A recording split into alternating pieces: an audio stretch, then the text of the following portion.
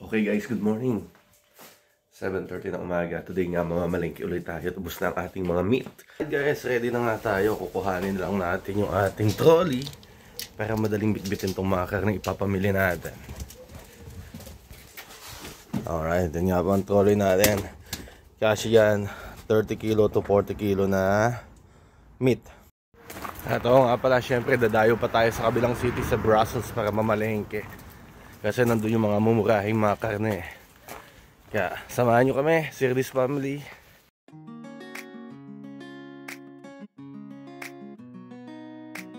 Alright, dumating na nga tayo dito sa palengke. Kasama natin si panganay sa asawa niya. Let's go! Hello vlog! I'm not. Hello vlog! Hello my guys! Okay, welcome to my guys. Alright, so first up, punta muna tayo sa karnihan sa pinakadulo. Let's go.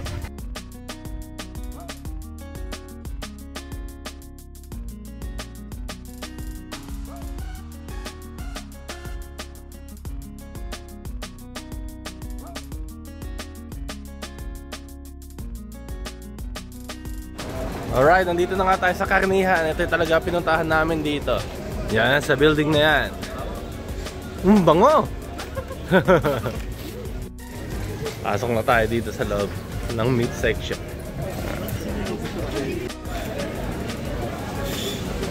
Palengke time, palengke time.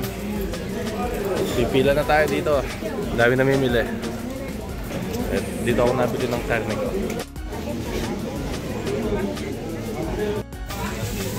Mga karne yan natin. Pag may tumayan oh. Turo mo na. Turo mo lang, kailang piraso. Sige, turo mo lang, English. So, bumili tayo nito itong pata. Saka yung buto-buto. So, bumili din tayo niyang pork chop. Yan. 5 kilong pork chop. Alright, nakabili tayo ng baboy sa baka. 133 euro. Ayun ang ating mga pinamili. So, estimate 13 kilo 18, 90, almost 30 kilo 30 kilo meat, 133 euro lang. So, bibili pa tayo ng manok, isda. Kaya sila bunso namimili pa. Sila panganay namimili pa. Okay, dito naman tayo sa mga steak. Bibili tayo na itong kotalos para magamit natin sa grill natin. Sarap yan, sarap. Ayan, kukuhanin ko yan pag walang bumili. Reserve na yung karne na yan. Ayan. Ayos, nabili natin yung kotalos. 20 euro. 1 kilo. Hindi, more than 1 kilo pala yun.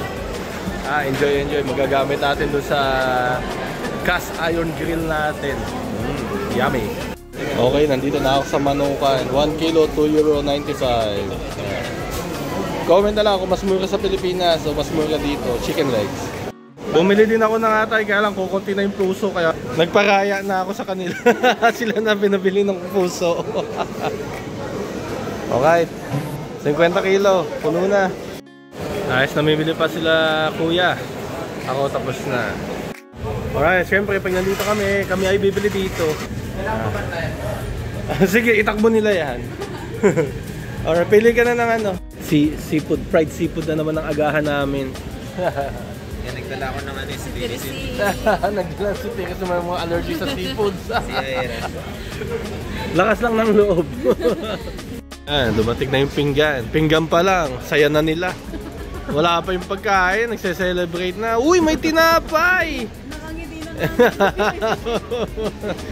Ayan na.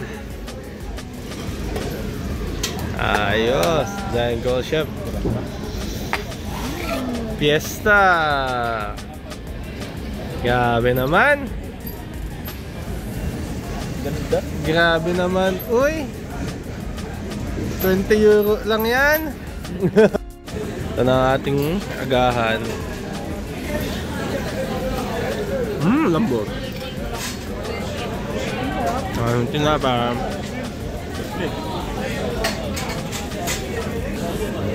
Ito na yung seafood boil. Pero fried. Ayos! Ipon pa, oh. Sarap yan. Buti na lang ready. Sarap ng ano niya. Ng garlic oil niya. Sa hipon.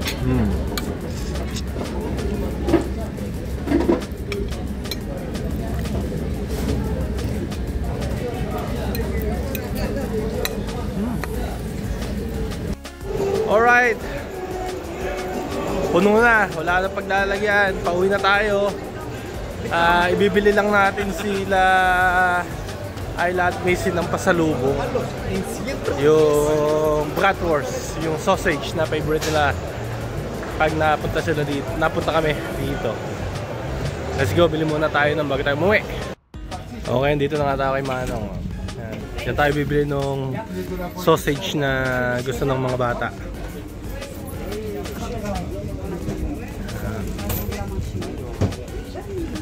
Sarap yun.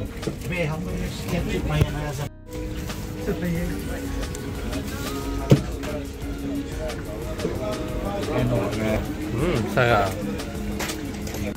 Ayan, kabili na tayo ng kanilang hotdog sausage. Okay, uwi na. Tapos na dito sa palengke. Hatid ko na sila sa bahay nila. Bibigyan na natin pasalubong sa mga chikiting pod ko. At dumating na nga ako dito sa bahay galing sa palengke. Dala ko yung pasalubong nilang hotdog. Is it thumbs up? Thumbs up. Ayla, Ate Macy. Is it yummy? What happened to your bread? It's a big bread. You finish it na. You finish it not even 5 minutes. I finish it. You're gonna finish it 5 minutes. Like her? Can you show me how you eat it? Wow! Not to a big bite. Yan po ay bratwurst. Yummy! Big hotdog. Favorite nila yan. Tuwing namamalengke ako, gusto nila na binibili ko sila ng ganyan. No! Okay, naayos na ni Mrs. yung mga karne natin. Check natin ng freezer. Alright. Puro baboy. Yan, yempo. Pork chops. Pata. Kabila. Puro manok. 10 kilong manok. Tapos, ayan pa. Ang manok. O, yan. Yan ang itsura ng 50 kilo na ano na karne. Okay, goods na naman kami for ano ba? Almost 2 months. Almost 2 months na stock namin yan dito. Tapos ito nga yung binili natin dun sa steak shop na Cotelos. Talaga naman, gandang-ganda ako sa tabas niya eh. Ayun ako sa inyo ha. Ayan oh. Ko, ang sarap niyan i-grill. Kapal niyan. More than 1 inch. 1 inch pala ang thickness niyang Cotelos na yan. Hintayin nyo sa susunod na video. Lulutuin natin yan doon sa ating nabiling ano, grill, iron cast grill na talaga naman mapapalabang kami. Presyo pala niyang isang piraso na yan ay almost 1 kilo, 940 grams, 18 euro and 75 cents. Isang karne yan. Talagang mapapalaban tayo dito sa kainan. Okay guys, that's it for this video. So hope you like yung aming pamamalengke sa Brussels. Talagang dinayo pa namin yon. So nakita nyo naman napakadami na. Nakita nyo naman na napakadami naming binili kasi nga tuwing pumupunta kami doon nakakatipid kami. So mas madami kaming mabili, mas malaki ang natitipid namin. So kami nga pala uli ang Sirdis family, Filipino family dito sa Belgium. Sana po ay masuportahan nyo ang aming channel At mag-subscribe, mag-like, mag-comment at mag-share po kayo dito sa channel namin. So guys, again, this is it. Salamat po sa pagpanood. Kung hanggang ngayon ay nanonood pa din kayo. See you guys sa next naming video. Bye-bye!